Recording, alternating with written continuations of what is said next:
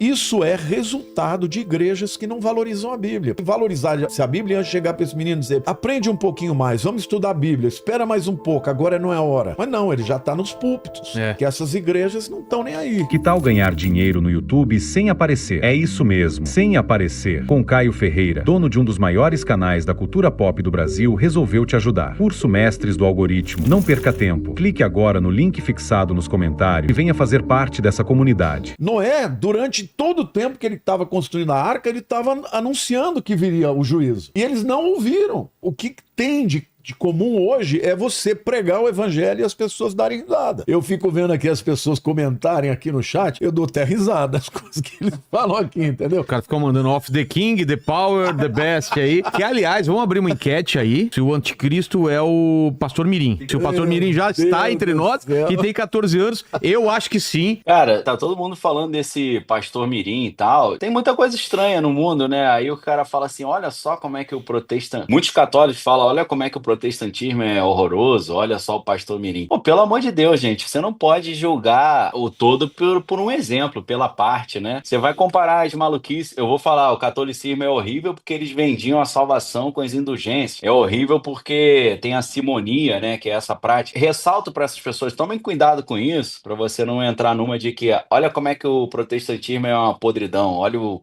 profeta Mirim. A maioria das igrejas evangélicas não concorda com aquilo ali que está acontecendo ali, entendeu? Vai achar que é forçação de barra. Existem pessoas que foram chamadas para serem profetas ainda na sua infância, como é o caso de Samuel. Agora, Samuel fazia as coisas que esse menino estava fazendo? Provavelmente não. Mas existem pessoas que na sua juventude foram chamadas para serem uma espécie de profetas, né? Uma coisa não invalida a outra. Agora, tem muita bagunça, né? Então, só um... obviamente, ele não tem capacidade nenhuma para ser o anticristo, né? Isso aí é a segunda pergunta eu esqueci. Não, mas só uma coisa, o pessoal tá falando que, na verdade, ele não é 666, ele é meio besta. É 333. Essa piadinha. Ai, meu Deus. Cara, eu lembro dessa piada. Essa piada era... A galera contava muito nas igrejas, né? Igreja é lugar de muita piada, muita coisa engraçada também, né? Assim, o Matheus Ceará sempre quer fazer um podcast aí comigo, né? Ele comenta. Cara, se eu contar as histórias que eu vi dentro de igreja, dá um programa de horas, cara. Se eu contar só as histórias do que meu pai fez dentro das igrejas, conversando com os caras dentro da igreja, as besteiras que ele fez e falou, já dá um programa aí, meu irmão. Já é incrível. Então, assim, igreja é lugar de coisa engraçada. Às vezes as coisas engraçadas são heresias, às vezes são apenas coisas engraçadas, entendeu? Então, assim, esse profeta Mirim pode ser apenas uma coisa engraçada, pode ser uma heresia, eu não sei muito bem, eu precisava conversar com ele lá, sentir qual é dele, olhar melhor. Eu não parei para estudar o profeta Mirim, não. A segunda pergunta eu esqueci, Vilela, eu não lembro. Eu só queria fazer uma observação aqui em relação a esse jovem. A Bíblia diz que um pastor ele não pode ser neófito. O que é isso? Neófito é uma palavra grega que significa novo plantado, uma plantinha que acabou de nascer. Um pastor ele tem que ser maduro, não pode ser uma criança. Tem que ter vivência. Por quê? Porque uma criança ela não tem preparo, ela não tem maturidade espiritual. Eu não estou dizendo que Deus não possa usar uma criança. Ele citou o profeta Samuel, que quando era menina, ele ouviu Deus falando com ele, ele ia lá e procurava o Eli, que era o mentor dele, né? Que ele foi criado no tabernáculo. E na terceira vez ele falou: olha, Deus está falando com você. Fala, Senhor, que o teu servo ouve. E Deus falou com ele. Só que Samuel não se tornou o profeta que ele se tornou antes de ser um homem maduro. Por quê? Porque espiritualidade demanda maturidade. Pois é. A Bíblia deixa claro que um pastor, que um profeta, ele não pode ser um menino. Ele pode até ter um dom espiritual e tal, mas ele não deveria estar ocupando a posição que ele está ocupando. Isso é um erro. Isto é resultado de igrejas que valorizam muito mais a manifestação sobrenatural do que propriamente aquilo que é necessário para, vamos dizer assim, as qualidades necessárias para que um líder espiritual seja levantado. A Bíblia é clara, não só para um diácono, quanto para um pastor, que ele deve ser um homem maduro. Não pode ser neófito, porque neófito ele é muito jovem, ele não tem maturidade. Você pega uma criança, ele pode ter um dom já, mas ele não está pronto para exercer liderança espiritual. Então, isso é resultado de igrejas que não valorizam a Bíblia, porque se a Bíblia ia chegar para esse menino e dizer: aprende um pouquinho mais, vamos estudar a Bíblia, espera mais um pouco, agora não é a hora. Mas não, ele já está nos púlpitos. Por quê? Porque essas igrejas não estão nem aí. Fala bonito, ele fala coisas tremendas e tal, e as pessoas aceitam. Só que isso é prefiguração de um caos. Eu temo pela vida dele até que ele caia no engano e se desvie. Porque o que ele precisava era uma pessoa mais velha orientando ele e dizendo para ele o que a Bíblia diz, para que no tempo oportuno ele pudesse ser levantado caso ele de fato seja sincero e tenha um chamado de Deus. Cara, eu fui pregar numa igreja uma vez e eles sabiam que eu chamava Daniel Lopes, mas não me conheciam o rosto. E meu pai se chama Daniel Lopes também. Meu pai chegou primeiro que eu na igreja lá em Londrina. Eles falaram, você é o Daniel Lopes? Ele falou, sim. Pô, levaram ele pra melhor sala, deram o melhor almoço pra ele. Aí ele comeu tudo. Aí falaram assim, agora vamos lá pregar. Aí ele falou, não, eu não prego não. Ele falou, você não veio aqui pra pregar? Ele, não, quem prega é meu filho. Mas quem que é teu filho? O Daniel Lopes. O cara, pô, achei que era você, pô.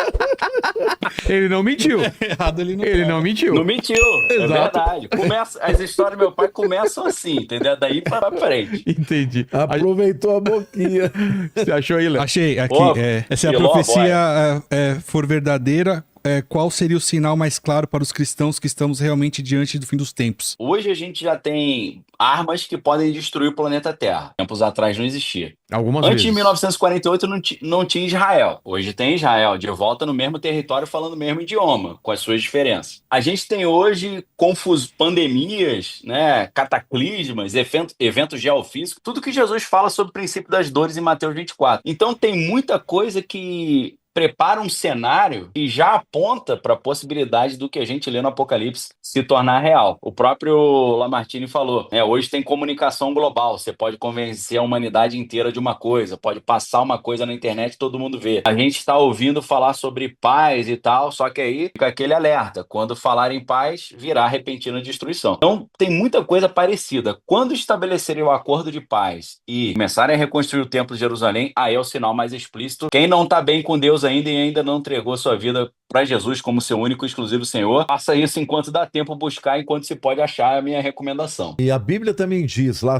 Tessalonicenses, 2 Tessalonicenses, que não virá antes da apostasia e da revelação do homem da iniquidade, o filho da perdição. Então, apostasia é uma palavra grega que é traduzida por divórcio. É um divórcio espiritual. As pessoas que foram... O que é uma pessoa divorciada? Ela casou e depois quebrou a aliança e separou. Na aplicação espiritual, é uma pessoa que teve uma aliança com Deus e que deixou de ter. Então nós vamos ver cada vez mais pessoas que se confessavam cristãs rejeitando a Cristo. Dizendo, não creio mais, eu não quero saber disso. Você tem algumas pessoas que foram proeminentes e que hoje até dizem, não sou mais evangélico, não sou mais isso, entendeu? Então esse é o primeiro sinal. E o segundo sinal é a revelação do homem da iniquidade. Ele vai se levantar. Revelar é tirar o véu. Ele vai se levantar como esse proponente do acordo de paz de 7 anos que vai permitir a construção de Israel. Essas duas coisas precisam acontecer antes de que venha Jesus no final desses 7 anos. Agora, todos os outros sinais, a natureza de guerras e rumores de guerra estão lá. Basta você ler Mateus 24, Lucas 21, Marcos 13, que está lá, os sinais todos.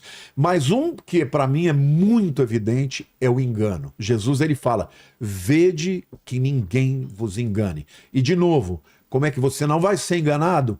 Você precisa ler a Bíblia, porque a Bíblia é a verdade, é a Bíblia que te mostra as coisas que vão acontecer. Se você lê a Bíblia com responsabilidade e seriedade, se você não tem uma igreja cristã baseada de fato na palavra de Deus, você é suscetível, você vai acreditar nas mentiras. Se esse corte foi bom, o próximo vai ser ainda melhor. Então já se inscreve e fica com a gente. A gente se encontra no próximo vídeo.